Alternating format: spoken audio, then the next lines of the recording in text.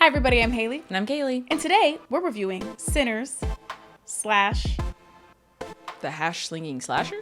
We're gonna call that A continuation of our Oscars discussion when it comes to racism. We love that. Yes. If you've seen our Oscars video, Hayley was talking about how she did some research about Black people and how they're represented in the Oscars. And so she wanted to talk about that in line with Sinners. Yes. It's early for us to be... Yeah. It is early. The sun is out. I know. It's weird. Hello? At least I know you're not a vampire. You know? At least. Daytime. Mm-hmm. Anyways, Sinners. Right. We start with that. Okay. So Sinners is about, if you've seen the trailer, you know what it's about. It's about Black people versus vampires. And that's really it. There's twins, Smoke and Stack, Michael B. Jordan and Michael A. Jordan. A, because B, Right. awful. Continue. And there's two of them. Yeah. Pretty good. Red and blue. Yeah. Ooh, like the Matrix. Which pill? Ooh, neither. Throw them both away. Oh. Anyways, Hayley, what'd you think about this one? I don't have anything else to say to preface this. Oh, okay. Good. I really like this movie. I thought it was good. I thought the score was really, really great. I thought the storyline was interesting. I think I was entertained. You know, that's me if I'm not bored. So, I mean, I liked it. I liked the characters. I thought it was acted very well. The main character, Sammy, the actor, I want to say that was his first acting That's what debut. I've seen. Yeah. Which He is did pretty really good. Yeah. I thought he did really good. That's somebody who I thought was a child actor for a long time and whatever. So he did really good. He can sing. So he definitely can sing. So I really enjoyed it. What about you, Kaylee? Oh, I was gonna ask. Oh, did yes. you watch it in IMAX where you could see No. the different? Okay, me neither. No, I think I should have. The one I picked was because I was trying not to spend that much money because, Right. oh my gosh, tickets. Right. We were trying to find tickets on Saturday. It was $17 each. No, yeah, it's almost $20 for a ticket. We're not paying $40 to go see the movie, so we waited until one of the weekdays. It was a little bit cheaper. I don't think we did Tuesdays, but I was like, oh my gosh. No, so it's expensive. I picked the cheaper one and it was this baby screen. So I don't know if that was a mistake, but it was still really good. The theater was packed. More packed than it's been in quite a while. Because I feel like it's not as packed since 2020. But there's a lot of people in there, Vibing, having a great time. Very good, very good. But what do you think? I think this movie was fine. There's a lot of people who really love this movie. I don't really understand that. But I don't think it was a bad movie. I think it was average. Sorry. Uh-oh. What made you feel like it was just average? The storyline? You feel like you weren't connecting with what? Yeah, I think it's it is your average vampire movie. And I think Ryan Coogler was trying to make this a movie that had vampires in it. So the vampire doesn't even get introduced until 90 minutes into this 2-hour movie, which I also didn't feel the 2 hours. It went by really fast for me as well. I wonder if my experience would have been different with two things. If one, I never saw the trailer. And if I was in the IMAX theater with the different ratios. But I feel like if you've seen the trailer, you've literally seen every single part of this movie. Yeah. There was not one beat that was mysterious to me. And I think that's why I was I know where this is going. And nothing was different than what I expected. I will say that. I feel like a lot of times the trailers, they keep giving stuff away. Similar to, what was that one? Was it Abigail? She's a little bit, all these vampire movies that they're just you're right. They just keep exposing it. And I feel like there's a way to do it, to have a trailer without kind of outright explaining the story. Because anybody, when I was telling people to go see it, I'm like, don't look up anything. Don't look up a preview. Don't look anything up. Just go see it, because then you're going to be more, not surprised, but I feel like you can immerse yourself more because you don't know what's happening versus now you're waiting and expecting certain things. So because I definitely agree with that. I don't know, nothing. And the other thing that happened in this movie is probably one of my least favorite plot devices is when it's we start the movie and then it goes one day earlier. I'm like, oh brother. I don't mind that. I thought it was because there was that kind of religious aspect, and so I think what it was is because his father told him, I gave you that warning, and now look at you. And so I feel like that kind of sets the tone for, movie. It's called Sinners, but it's kind of what is good, what is bad, who are the sinners, right? Blah, blah, this blah. and that. So I feel like it kind of, that's why I think they did that, is they're setting up, there's the question, and now we're going to watch it, and is his dad right, or is everyone else right? Whatever that means. Yeah. What is he going to choose? I think it just kind of ruined to me any kind of tension building with Sammy, because it's like, well, we know he's going to live because we saw him at the beginning, which was the end of the night. So it was like, and then we can also assume that nobody else did, which we were semi-right. But it's just like, I feel like that kind of like took out any kind of like, oh, what's going to happen to Sammy? Like, oh, well, he's alive because we saw him. But that's the only reason why I don't like these types of plot devices, is because it gives you like a spoiler as to what you could expect. You're just like, I don't want to know nothing. Right. And that's what I usually do. I try not to watch trailers. The only reason why I watched the trailer for Sinners is because I went to the movies too early. And I was like, oh, Sinners. The trailer that I saw before was very vague. The trailer I saw the second time, 2 minutes. Every single part of the movie. I was like, bro. But yeah. So I'm wondering if I had those two things, having the better experience, it might have helped how I felt about this movie. But it just seemed okay. I was like, oh, it was a good time. But it's not like, oh my God, the best movie I've seen all year. That's not me. I wish it was. I feel like I'm on the wrong side of history. And probably are. And probably always will be. Yeah, probably always will be. But yeah, I mean, I could see that, but I think I was looking at this movie as more symbolic than anything. So I don't think I was going into it thinking like, oh, this is supposed to be something where I'm just going to be shook the whole time, or I'm not going to know what's next. So I feel like it was raising a bunch of questions. It's talking about, ancestry and how music can connect the present, past, and future. And it had kind of like the race stuff in it. And, obviously the time period in the Delta and Mississippi, and it had a lot of characters. So I guess I wasn't really thinking of it like that, of like, oh, I wish I didn't know what happened. I was kind of like, oh, I feel like it's just all a very symbolic piece. So I'm not supposed to take too much of this, I don't want to say literally, but I mean, I do think there are a few parts like when they're fighting the vampires and stuff, I'm like, oh, they should have all been dead. But immediately. Yeah, but I'm like, okay, I'm trying to understand that this movie is kind of just very symbolic in ways. So I'm taking a step back, and now I'm going to look at it differently than I would kind of like not a regular movie, but maybe your more average movie. Yeah. So I think that's why I was able to enjoy it, because I was like, oh, I'm not as invested in this storyline specifically as I am like what they're trying to say, or kind of what all this means. So I think that's how I kind of I don't want to say interpreted it, but received it. Mm-hmm. But I want to dive into some of the characters, because I feel like people have a lot of opinions on the different characters, right? So like Mary, for example, I feel like people either like hate her, which is Hayley, people right? like her. Yeah, Hayley Steinfeld. Mm-hmm. I wonder why they made her character so sexual though. Like there was a lot of like, I think besides Annie, like Mary was super sexual, and so was Pearline. Oh, Pearline. Mm-hmm. That was Pearline. No. Pearline. It is Pearline. Pearline. My bad. Okay. But yeah, they're just like very sexual. And I was trying to figure out, like, I don't know what that was supposed to mean. Right. I think it's because in a lot of vampire movies, vampires are seen as a sexual entity. But even before, remember Mary was like, you had your tongue in my coot and you was, and I'm like, have some couth, baby. What are we Y'all, not you shouting this at the train station with everybody around, bro. I'm like, oof. Why is she doing the absolute most in this train station? But honestly, even Pearline wasn't even doing all that. I'm like, well, what are you doing, girl? She's like overly doing it. Now, once she turned into a vampire, like, okay, because she was like, what did she say? You can't steal this for a night.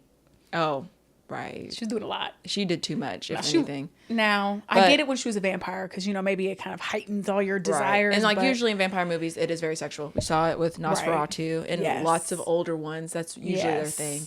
But maybe it's also playing on the whole sinners thing, because sinners, lust, sex, premarital sex, bad. But even Pearline, like Pearline. What is it, Pearline? Sorry, like a praline, like praline. Okay, oh God. Sorry, Pearline. Like even when she met Sammy to begin with, she was like, "Oh, I'm married." And he's like, "I don't care." She was like, "You can't handle this boy." And he's like, "Oh, but I can." And then she got there and she's like, "Well, your husband, he not here." And they just like bumping and grinding, which is fine. But I was trying to figure out like why was the purpose of the very sexualness? Because Annie didn't really, like, obviously she was Smoke's wife. Oh, okay. Because, like, I mean, she was still, like, sensual, but not in the outright. Oh, and like, even they fucked, too. They did, but that's immediately. Different. That was in the everybody's fucking. But that was in the privacy of their own home. Truly. And they're betrothed. They're married, okay? That's true. Mary over here talking sexy nasty talk anytime she can. Broad daylight. Pearline said, husband who? Right.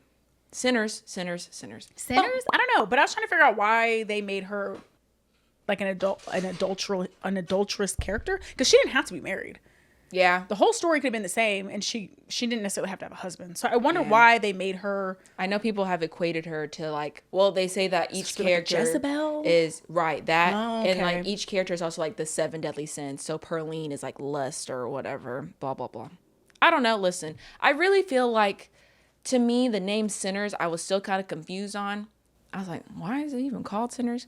And like I can see some things, but I also feel like it got kind of forgotten a little bit. I feel like when it's saying sinners, it's just kind of throwing it in the air, because who is, who isn't. Who is and who, yeah. But I feel like nobody else was really, like, we got a glimpse of that in the church, and that was, like, about it. So I was like, why? Yeah.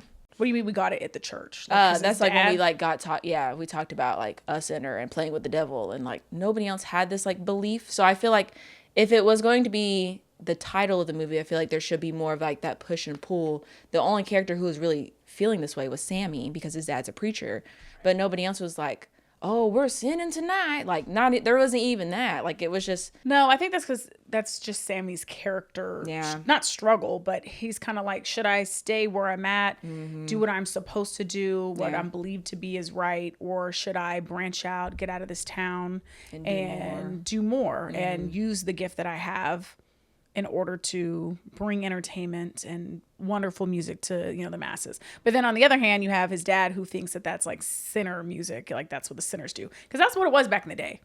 Like the blues kind or whatever it was, like jazz. It was always seen as like this bad music. Yeah. They're hating. I don't know why. Maybe it's because they have like drugs and alcohol at these events, and they think it's just a part of sinning. I think that's what he was talking about. But it felt like that. Like, it felt like Sammy was kind of that main, I don't want to say necessarily innocent character, but kind of the one who's caught between the two. Because nobody else is really caught between the two. Because, like, the twins, they didn't really have parents necessarily. Nobody else has really seemed to have this struggle but Sammy. Yeah. And I think that's why I'm like, so, like, I guess that's why I'm like, I'm not really understanding why we're even calling it Sinners, if it's really just about one subplot that wasn't even that, like, not to say important, but like it was like easily forgotten. Like, my boy was like, oh yeah, my dad did say something about the devil tonight. And I was like, okay. It just seemed a little forced in some areas. I feel like if Sammy is our central character, I feel like he got it was very surface level. That's why I'll say about a lot of this movie. It felt very surface level to me. I'm not getting the deepness behind most of it. I wanted more of like Sammy's like gift story, because we open up with a monologue about Sammy's gift. And then like I would have liked a lot more of like the Choctaw people and how they were even involved in this. And then it would have been nicer if Annie's stuff was like a little bit more. I liked what they did with it, like, but it also seemed so like convenient that she already knew everything. She was like, oh yeah, garlic and steaks. I was like, how do you? It's 1932. Everybody knows that. It's 1932 in America. How y'all know? They've been around since when? Too long. That's what I'm saying. It's true. But that's all she does is study. Come on, this is her practice. But she has to know the basics. I guess so. The basics. The very basics. She even called what the hate. Because that's like another like demon kind of lore. Yeah, it's like a succubus that like latches onto your spirit. So it seems like she's kind of like, I thought it was this, but it's actually this. Yeah. And so she's like, get that garlic. And then like the whole scene with Perline not eating garlic, I was like, what is happening? I've seen the videos where people were like, if I was there, they would shot. Pow. No, I saw that too. I was like, garlic. Pop, pop, pop, because why are you fighting so hard? Ma'am. Do you not see what's going on outside? I mean, she's causing problems. Always. Poor husband. If she has one. I think she made that up. She might have. Play hard to get. You don't even want to make things spicy. She's like, I'm a mean woman. She's like a fair fetish. That's what it is. Right. That's where it started. The first cheating kink. Right. Kind of back to what we were saying about like the surface level. I say this about everything, but I would have loved this to be a show, limited series, because I do agree. I think that there's so much more we could dive into, but obviously we can't. It's going to be a 2-hour movie. Yep. So it's not like we can sit here and give everybody this grand backstory. I mean, things are just going to have to be like that. But I mean, I think it would have been really cool to dive in like to the Native Americans, the indigenous people in the beginning, more maybe on the vampires, where they come from. More backstory on what happened with Smoke and Stack. Right. It would be nice to get more of a backstory on kind of everybody. Because even like Mary, I feel like hers, it was a lot of kind of, it would have been nice to see more, because she had like a whole husband and stuff in his whole life. But I kind of forgot about that because it just wasn't seeming relevant. So it would have been nice, but I mean, what are you going to do? You only have a certain window you can, but it would have been great for like a limited series or right, because I feel something. like it was just kind of random with having the Choctaw tribe come up and be like, hey, did you see this random dude? He's not what you think. Get out of here, slur. I'm like, oh, and they're like, okay, period, and then they left, and that was it. I mean, I don't blame them. What are they supposed to do? Come back at night? They said, we'll see you at dawn. Right, but I mean, if they're vampire hunters, and they should have, at the end, that's when they should have gallied up and then like, but how do they know where he's at? I don't know. That's what I'm saying. We don't know enough about. Like, I feel like they knew something was up, but who said they're hunting? Maybe they're trying to get him. They said, you know what? They're screwed. Yeah. We're going back home. Yeah. Be easy. I feel like they were, because it seemed like he was telling the truth of like, oh, like they captured me and they blah, blah, blah. I don't know. We didn't get enough. And that's what my problem is. And so it's like, it just seemed like a weird way to introduce Remick and then to get rid of them. I was like, so this is just a convenient plot device, because like it didn't do anything for the white people that he ended up turning. Because usually whenever you get warned about somebody, there's that tension of like, oh, well, are they bad or are they good? But immediately after she closed the door, he already had turned her husband. So I was like, yeah, there wasn't even a moment. Because movies give too much damn time. But eat them. But it's like, then at this point, we should have just introduced them, and then that was it. We didn't even need to have the Native Americans roll up. Why not? They didn't do anything. They couldn't. But that's what I'm saying. We could have. Ryan Coogler said, we just have a little sliver of them.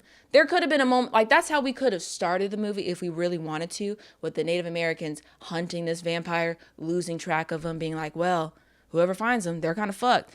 Then I've been like, oh, okay, well, like now we kind of see like their backstory of like maybe they were hunting this guy for a while. But why do we need to know? I feel like you can reasonably put together what they've been doing. Hey guys, Ed and Kayli here.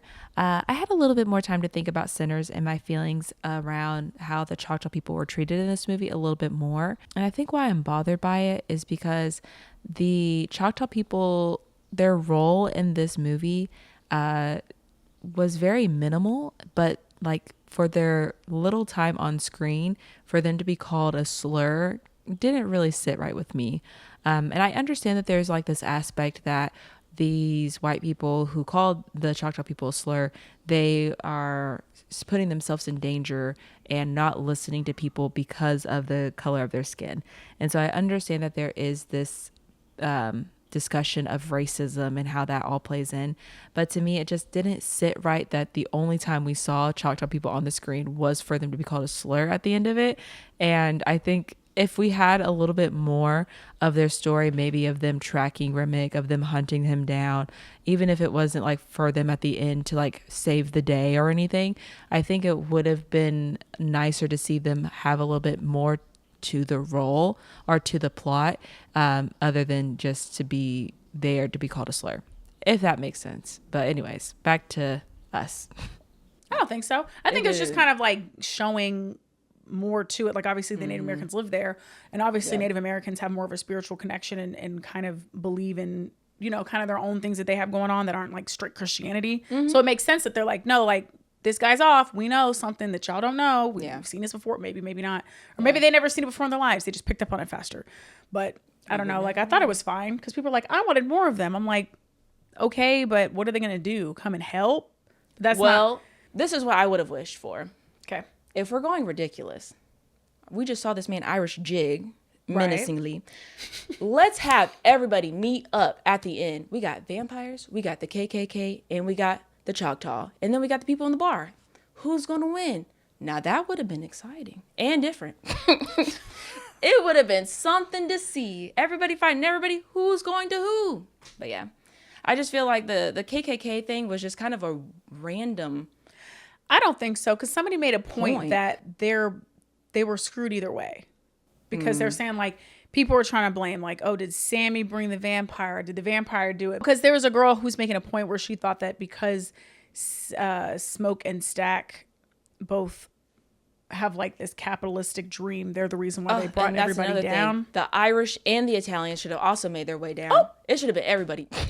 Right. Said, we know who did this, who stole from us. Right. Damn. That would have been crazy. Go ahead. No, I was just saying. I forgot about them.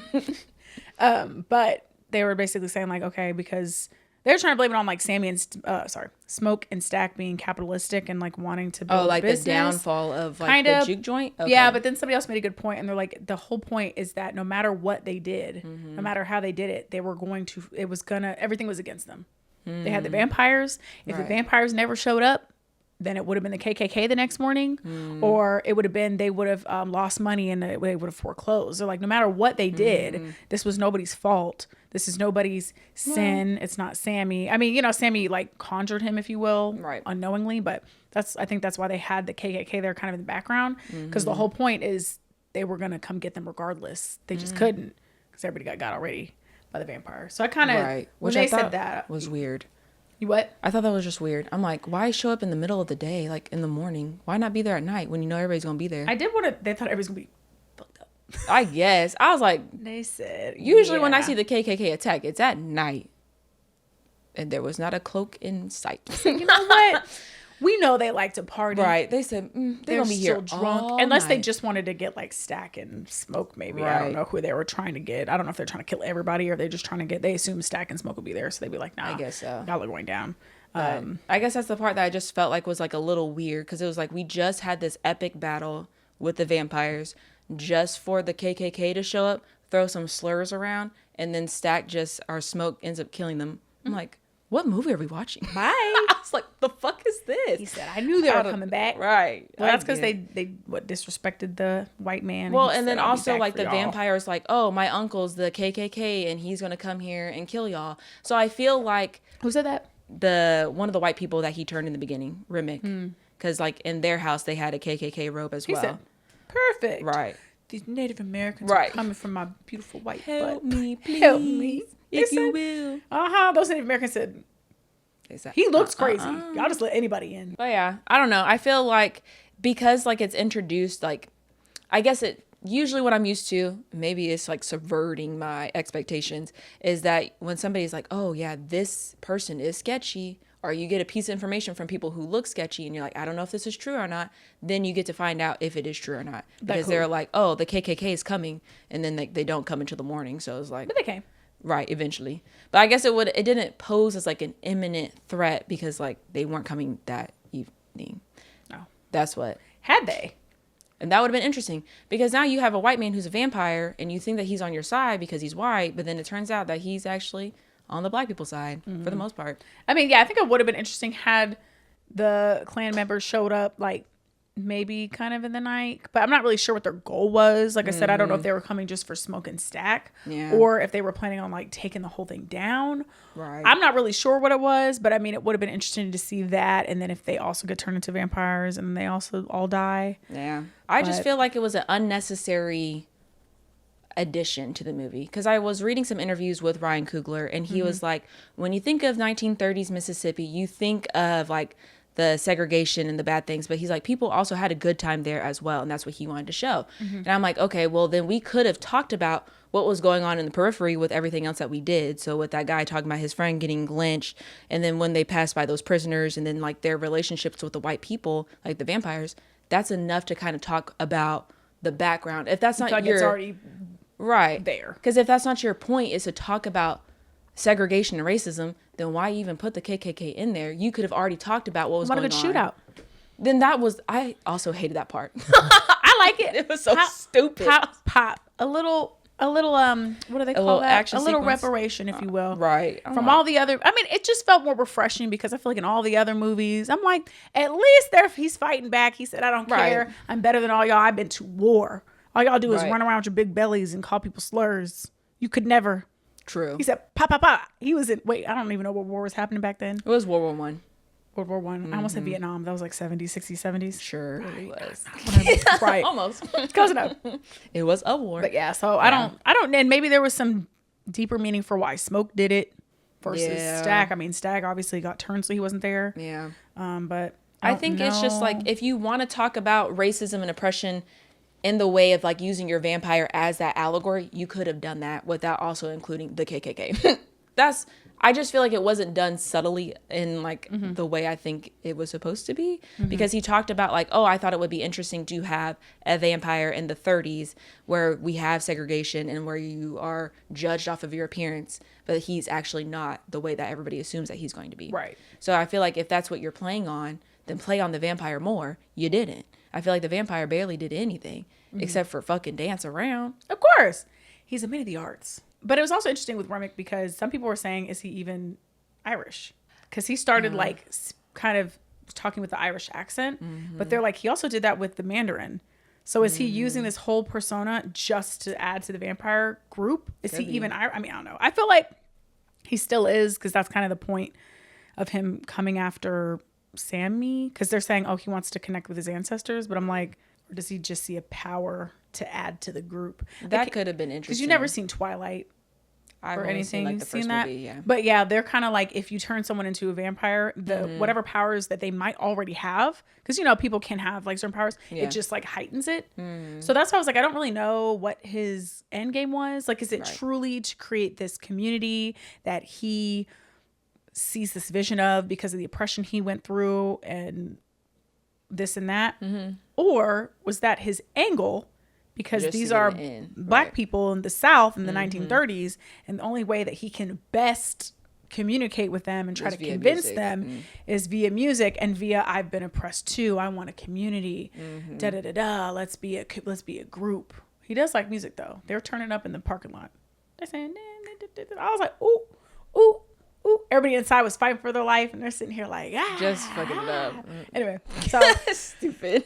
that's why I wanted to see more about that, because I don't Yeah. know if what his true motivations are. Right. Does he have something really inside him that's connecting with his ancestors, or has he just Is he just lying? does he just have this knowledge because he was also speaking Mandarin? Right.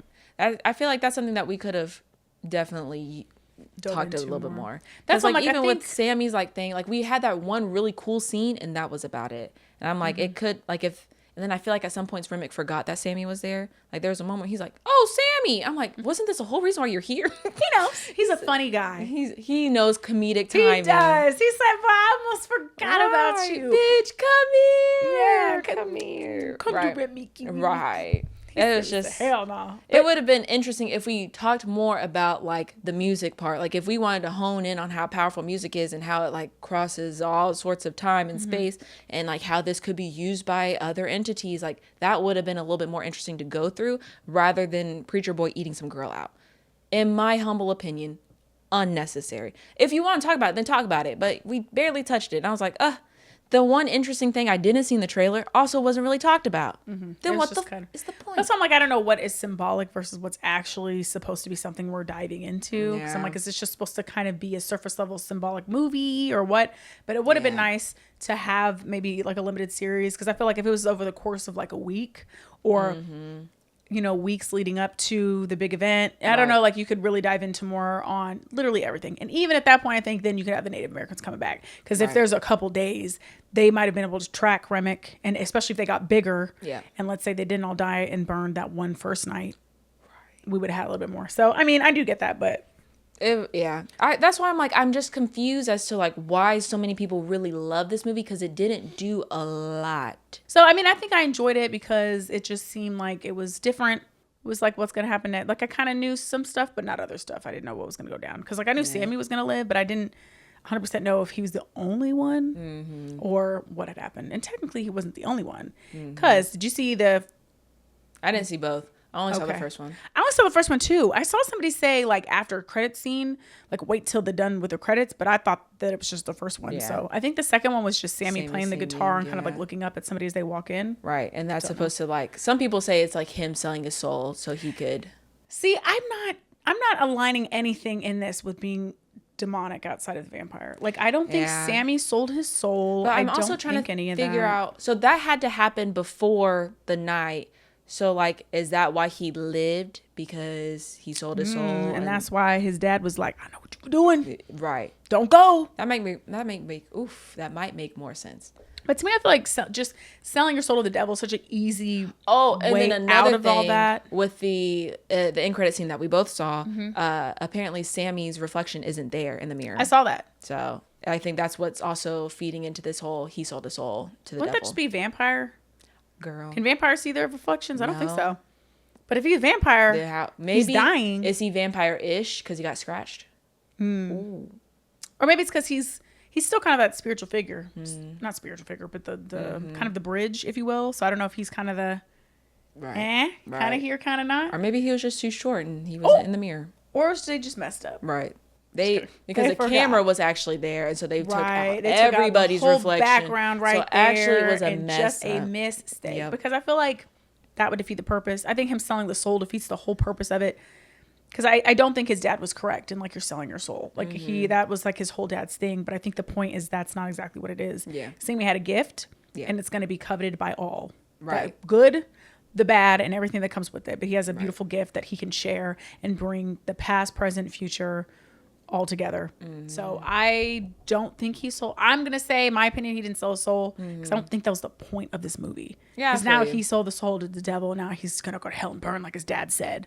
I don't think that's what I was getting. I think it's supposed to be more of a gray area than that. Right. Like it's kind of a neutral thing. Yep. What he has. I mean, I think it can be used for good, but potentially is attracting the bad. I mean, it's like nice things that like people are going to want those things, but who's going to take it? What are you going to do with it? Seemed like he shared his gift with the world, traveled around. We don't know if he ever got his true happiness. Cause what was it? Stack was telling him, don't stay here. Who's he talking to? I can't remember. I think it was Smoke. Okay. Because I think Smoke was a more like responsible one of the Right. two. And I think he was like, no, you're not playing music. You're going to do whatever you got to do with your dad, blah, blah, blah, blah. Right. And he said, no, I don't think I will. I don't blame him either. Get out of the town. Well, what do you give it? I say I'll give it a 4 out of 5. 4 out of 5. I do. I really liked it. I thought it was good. I good. see your points for sure, but I don't think they bothered me too much. I think I'm just going to fill in the blanks myself. Delusional. Oh, what do you give it? I give it a 2.5? 3. Oh, No, I give it. Oh, that's not bad. No, it wasn't a bad movie, but I also Okay. just don't get the hype. I'm like, everybody's giving it 5s out of 5s out of 5s. I'm like, this is But that's you. also Because you just a- definitely, when everybody likes something. I know, and I feel like I don't get it. But no, I see what you're saying. I do see what you're saying. That's all I got to say. Okay. So, Hayley, racism in the Oscars. Right. Do we have That's our time? treat. Might as well. Okay. Well, I guess this makes sense because I have thought this for a while, and so has many others. So I'm not saying that it's just me thinking this, but I feel like a lot of times when there's an all black cast or majority black cast, it has to do with racism, Right. Slavery, segregation, police oppression. brutality, oppression, a lot of trauma. Yeah. And I feel like it can be a bit much sometimes, especially with the Oscars, because I feel like every year for the Oscars, when we were watching a movie that has like a majority black cast, that's what it is. It's like, oh, here's the sad, traumatic story. It's so good. Give it an Oscar. And I'm not saying that some of them don't deserve Oscars. I'm not saying these are stories that don't need to be told. Like there are a lot of stories that it's good to be told. It's good to bring life to some of the history to really give you an idea of what happened and what things look like. But I feel like it's been the majority. And I looked it up. Now this is an IMDb list by Stewie85. Shout out. So obviously, because it's kind of hard to find like every single movie that has majority black cast, or even in this list, it'll just have maybe if a black actor won something. Oh, I see. But I don't count that. Like just because happened to be a black character Right. in the movie who won an Oscar doesn't mean I'm talking like majority black cast. So we have in 1970, The Great White Hope. Oh. Right. Oh, a black champion boxer and his wife, female companion, struggle to survive. All the white boxing establishment looks for ways. All the while, the white boxing establishment looks for ways to knock him down. And I think his love interest is she. I can't tell if this picture, but she looks white. So I don't know if they're struggling because Oh, biracial. interracial. I don't know. Oh, yeah. Interracial. Here's another one, Sounder. This is 1972 because this is like going back in the day as well. The eldest son of a loving and strong family of black sharecroppers comes of age in the Depression era South. Okay. We have The Color Purple, 1985. Right. We have Precious, 2009. Basically, majority of the movies that are critically acclaimed, that are the ones that are recognized academically. Right. It's always about black trauma, black trauma, black trauma. And like I said, I'm not saying that these stories don't deserve to be told. It does bring things to life. Especially, it's good to not forget things. It's good to remember what happened in the past so that we don't repeat ourselves. I agree. But after the 177,002 movie, Right. I think there's other black stories to be told.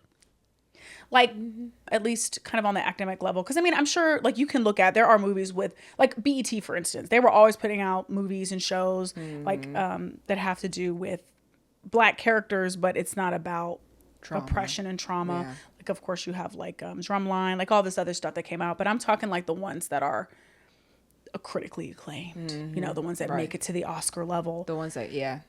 get pushed out. And I don't mind things being told in a new way. Like Sinners to me didn't necessarily bother me too much. Like it had elements in there, but because it wasn't outright, we're seeing all this stuff and it's just bombarding. And I feel like there were other messages that were being brought forth. Like they were talking about the history of Black culture and Black community. Like I felt like there were other things being highlighted more so than I would say the racism, because we talked about that, how the KKK wasn't in it that much, kind of just more at the end. So that's why Sinners didn't bother me too much. And it's not that every show bothers me, but I think when it's like a little bit overdone, because it just seems like it starts to take away from, I think, characters and what else Black people as a community have to offer, because Black people in America are the standard for a lot of trends and a lot of, like, let me read this. I saved this recently. Oh, where's my phone? Kaylee. Right.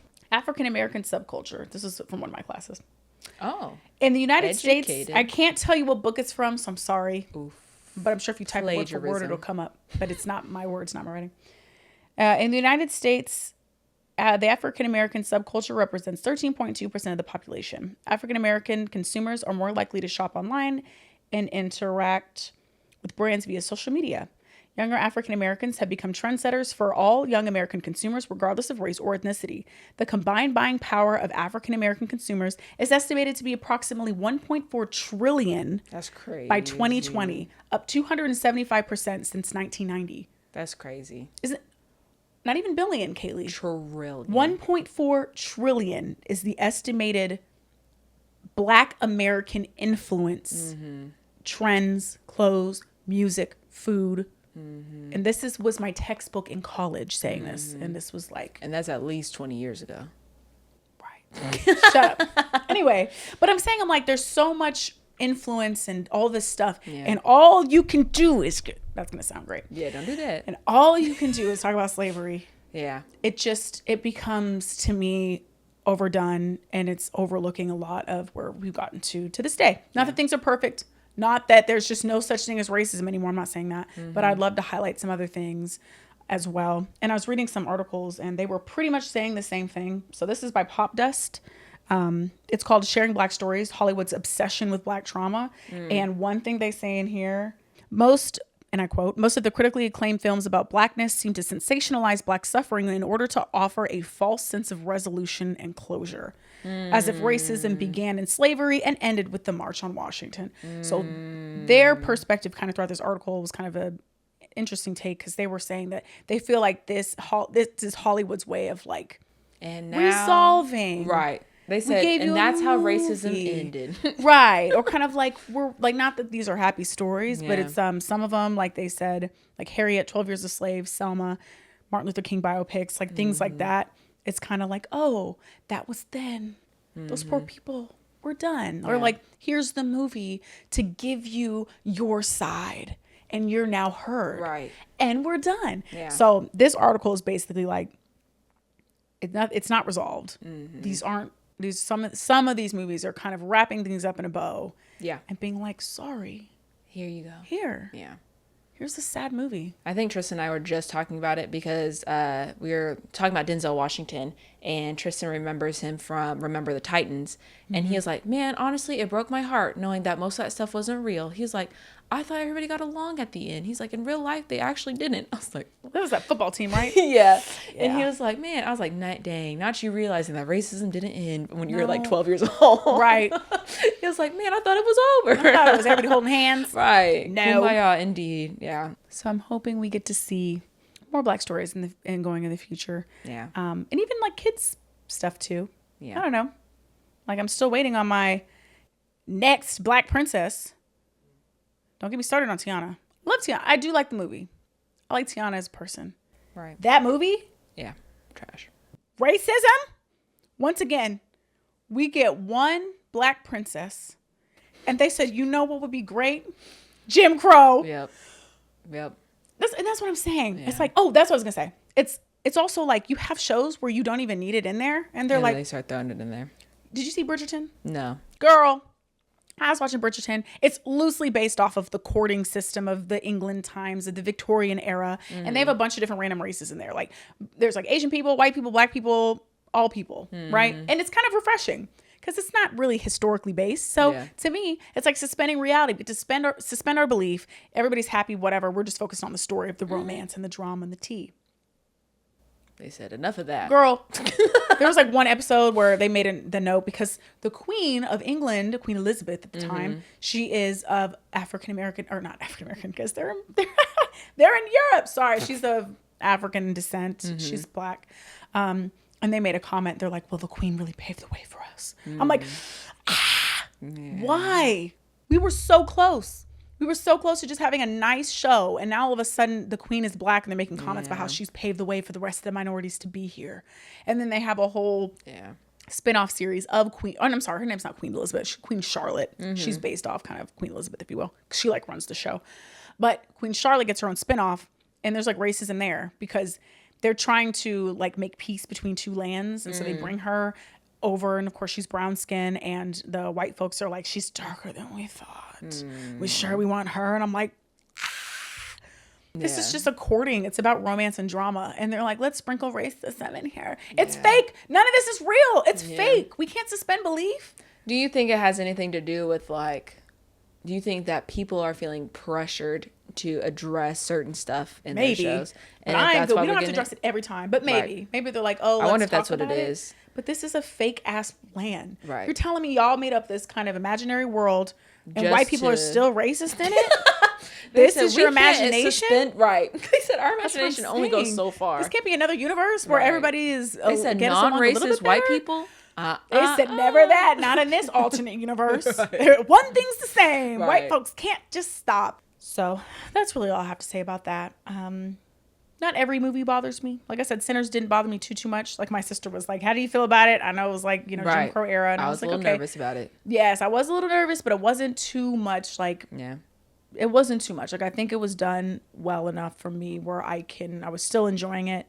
I didn't have this sense of like grief the whole time. You know what I mean? I don't know how to explain it. But. No, I feel you. I think it's that big sense of like foreboding with like Nickel Boys is something that we talked about. Right.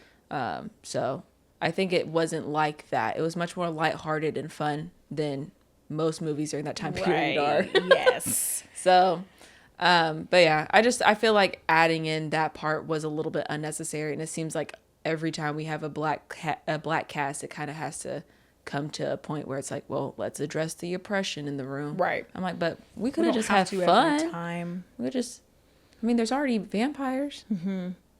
Candyman, there's already Candyman. Right. Like, we don't have to. Yeah. But yeah, so hopefully conversation keeps going, and I'm excited to see what movies we come out next. I mean, that's why I love Jordan Peele, because I feel like his are horror based, but I mean, obviously Get Out. But Get Out was a gem. Right.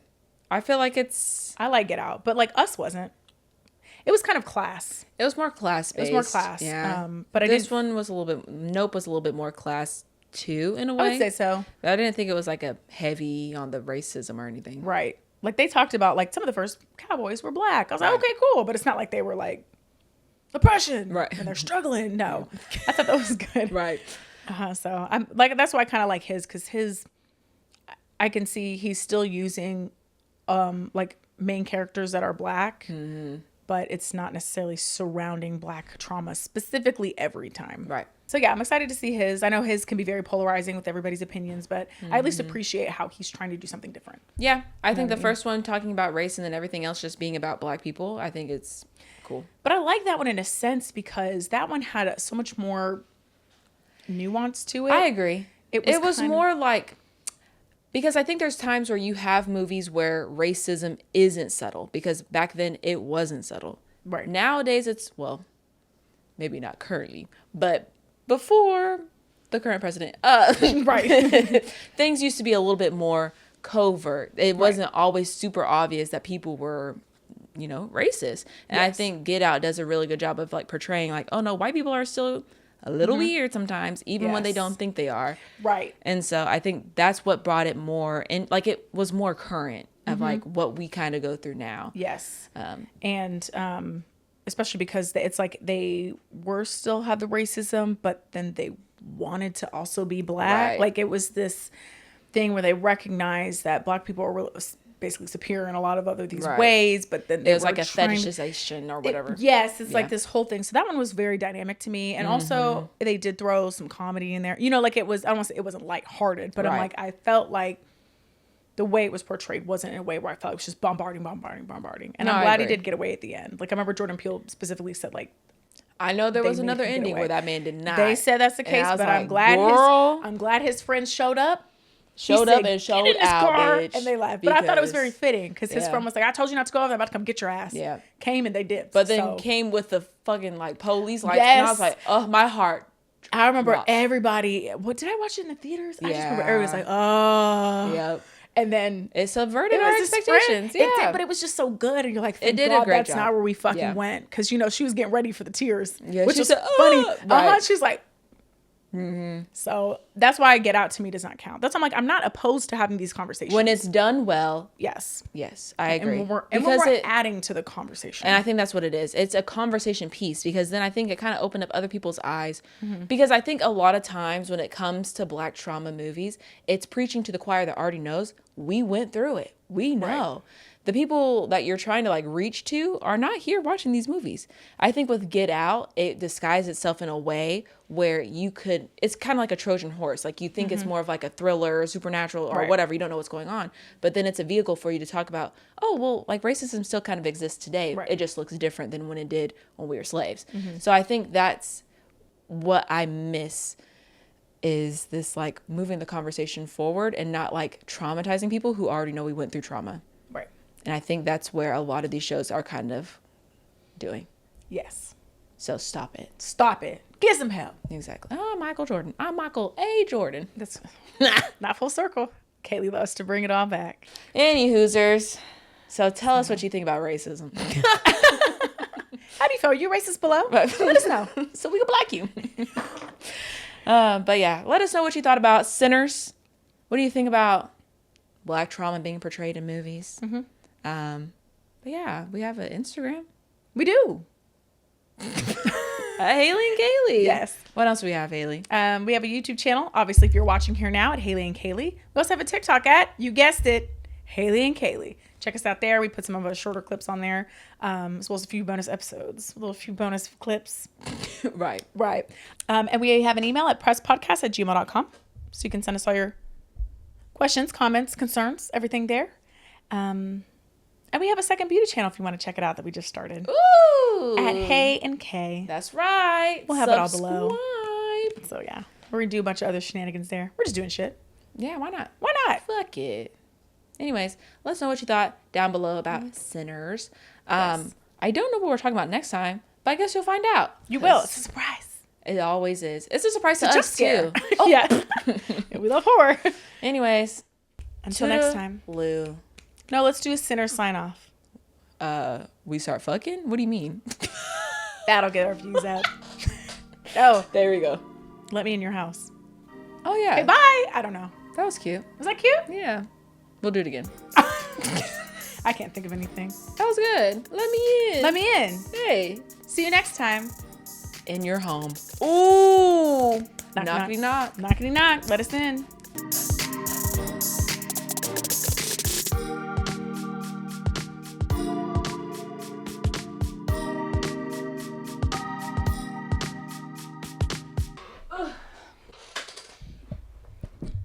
Oh, my frog.